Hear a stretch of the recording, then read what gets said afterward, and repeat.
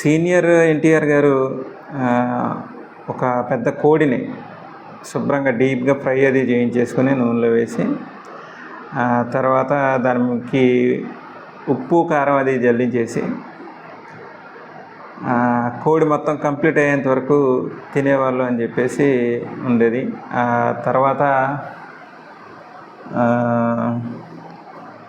ఒక డజన్ కోడిగుడ్లు, మళ్ళీ తర్వాత ఒక పెద్ద చేప, అంటే అది కూడా మంచి నీట్గా ఫ్రై చేయించుకొని దాంట్లో జస్ట్ ఏంటంటే ఉత్త ఉప్పు కారం అంతే, ఇంకా దానికి మించి ఇంకా వేరే దాంట్లో ఏమీ అంతగా యాడ్ చేసేవాళ్ళు కాదు.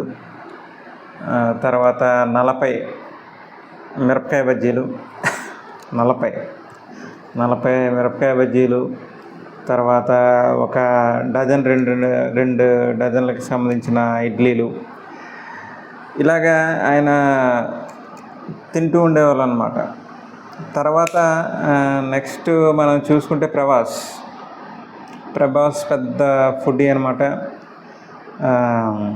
మనోడికి ఏంటంటే మొత్తం ఎంటైర్ టేబుల్ అంతా నిండిపోవాలన్నమాట. మొత్తం అన్ని కూర గిన్నెలతోనూ, తర్వాత పప్పులతోనూ, సాంబార్లు, రసాలు, chicken fries, mutton fries, prawns, మొత్తం A to Z అంత మెటీరియల్ అంతా కూడా అలాగా ఉండాలి. అండ్ నెక్స్ట్ అదేవిధంగా వాళ్ళ కో ఆర్టిస్ట్స్ కానీ లేకపోతే ఇంకెవరికైనా సరే పంపించాలన్నమాట. వాళ్ళకు కూడా అలాగే సేమ్ యాస్టీజ్ అలాగే క్యారేజ్ వెళ్ళాలి. అలాగా ఉంటుంది అన్నమాట ప్రభాస్తో. దాని తర్వాత నెక్స్ట్ రానా కూడా అంతే పెద్ద ఫుడీ అనేటువంటి టాక్ ఉంది.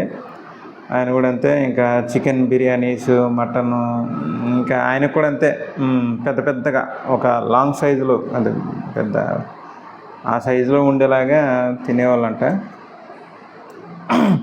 తర్వాత జూనియర్ ఎన్టీఆర్, ఇతను కూడా అంతే బాగానే గట్టిగానే తింటాడు. ఈయన కూడా ఎలాగంటే ఇడ్లీలు ఆ నేతిలో అలా ముంచుకుని మళ్ళీ నానబెట్టి దాని మీద మళ్ళీ కొంచెం కందిపొడి సంథింగ్ అట్లాంటిది వేసుకుని అది కడుపు నిండా తినాలన్నమాట. అలాంటివి తన కడుపు ఎంత నిండితే అంత నిండుగా తినాలి అనేటువంటి దాని మీద ఉంటాడు అన్నమాట మనోడు కూడా. అలాగా ఇప్పుడు ఏంటంటే ఈ నలుగురనే కాదు, అలాంటి వాళ్ళు చాలామంది ఉన్నారు. కొంతమంది బయట పడిన వాళ్ళు ఉన్నారు, కొంతమంది బయట పడిన వాళ్ళు ఉన్నారు. ఇలాంటి వాళ్ళు అన్నమాట వీళ్ళు. అంటే ఈ అన్నీ ఏంటంటే కొన్ని ఇంటర్వ్యూస్లో వాళ్ళతో పాటు పనిచేసేటువంటి కో ఆర్టిస్టులు, లేకపోతే ఈ వంటలు చేసేవాళ్ళు కానీ, లేకపోతే డ్రైవర్లు సంథింగ్, ఇలాంటి వాళ్ళందరూ కూడా చెప్తున్నారు అనమాట. మా సీనియర్ ఎన్టీఆర్ గారు 40 మిరపకాయ బజ్జీలు అవలేలుగా తినేవాళ్ళు, లేకపోతే ఇంకోలాగా చేసేవారు, ఒక 2 లీటర్ల పాలు అమాంతంగా తాగేవారు. ఇప్పట్లో ఎవరున్నారండి అలాంటి వాళ్ళు అని చెప్పేసి చెప్తున్నారు చాలామంది. ప్రభాస్ కూడా అంతే, మొత్తం అంటే టేబుల్ నిండిపోవాలి, ఏ చిన్న ఐటెం లేకపోయినా మళ్ళీ కొంచెం ఇంకోలాగా ఉంటుంది అనేటువంటిది ఏదో చెప్పుకుంటూ వస్తున్నారు అన్నమాట వీళ్ళందరూ. అయితే ఇక్కడ నేను అనేటువంటిది ఏంటంటే, వాళ్ళు అంత డీప్గా అలా ఎందుకు తింటున్నారు, ఎందుకు చేస్తున్నారంటే ఇప్పుడు ఫర్ ఎగ్జాంపుల్ ఒక స్కూల్ టీచర్ ఉన్నాడు. 9 ఆ టైంకి వెళ్ళి ఈవినింగ్ 5:30 అంతే 5 కల్లా కంప్లీట్ అయిపోద్ది వాళ్ళకి.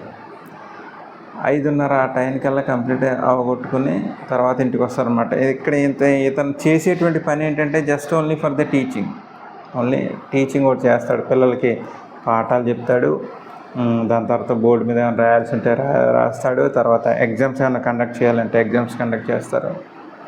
అంటే ఏంటంటే ఒక సఫిషియెంట్ వర్క్ అనమాట అది. తర్వాత అలాంటి వాళ్ళే ఇంకెవరున్నారు, ఒక వర్కర్ ఉన్నాడు, వాడు అంతే ఏంటంటే పొద్దుట వెళ్ళిన తర్వాత మళ్ళీ సాయంత్రం అదే వర్క్ ఉంటుంది.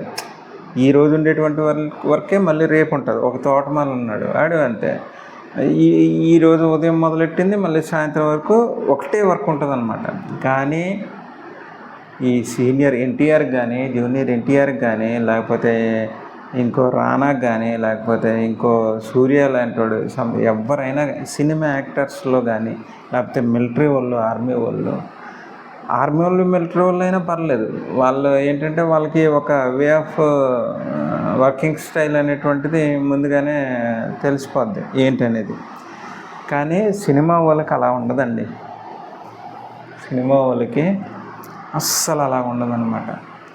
డైరెక్టర్ అంటాడు, ఈ కన్నంలో నుంచి నువ్వు దూకి అవతలకి వెళ్ళి మళ్ళీ పైకి వచ్చేది అంటాడు. స్టంట్ మ్యాన్ అంటాడు, నువ్వు అక్కడి నుంచి అమాంతంగా కిందకి జంప్ చేసి ఆ చిట్ట చివరి ఒక కొమ్మ ఉంటుంది, ఆ కొమ్మను పట్టుకొని నువ్వు వేలాడాలి అంటాడు. మళ్ళీ తర్వాత హీరోయిన్ని డ్యాన్స్ చేస్తూ చేస్తూ పైకి లేపి ఎత్తుకుని మళ్ళీ దింపుకోవాలంటాడు. ఎవరు? డ్యాన్స్ మాస్టర్ అనేటోడు. మళ్ళీ ఒకవేళ పోనీ ఏమన్నా ఒకసారితో అయిపోద్దా, ఒకసారి కెమెరామెన్ కుదిరితే ఒకసారి డైరెక్టర్ కుదరదు, ఒకసారి డైరెక్టర్ కుదిరితే లేకపోతే ఇంకో ఆర్టిస్ట్ ఆడికి ఎవరికో కుదరదు. ఇలాంటి వాళ్ళు ఇలాగే తింటారనమాట. వాళ్ళు ఇలాగే తినాలి. అసలు రీజన్ ఇది. వాళ్ళది నిజంగా గొడ్డు కష్టం అంటారనమాట. వాళ్ళది మామూలు కష్టం కాదు అది. అన్నీ చెయ్యాలి, ముష్టెత్తుకోవాలి, డ్యాన్స్ చేయాలి, పాక్కుంటూ వెళ్ళాలి, దేక్కుంటూ రావాలి, దూకేయాలి, పరిగెట్టాలి, ఈ బిల్డింగ్ మీద నుంచి ఆ బిల్డింగ్కి జంప్ చేయాలి.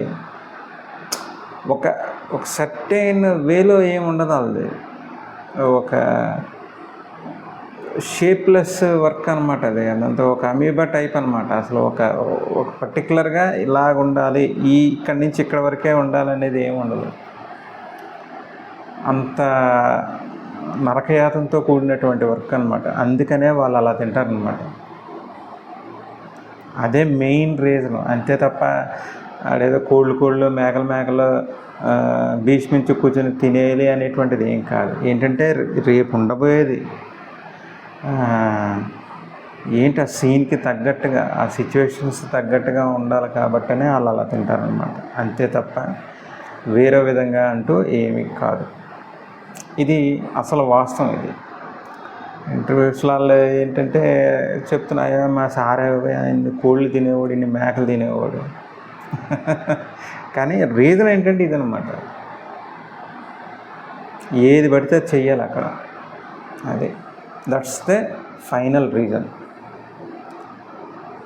ఇదండి ఈరోజు నేను చెప్పదలుచుకున్నది. Thank you for watching. First వీడియోని పర్లేదు బాగానే చూశారు, thank you. And this is my second video. Thank you for watching. Please like and subscribe my YouTube channel. Thank you.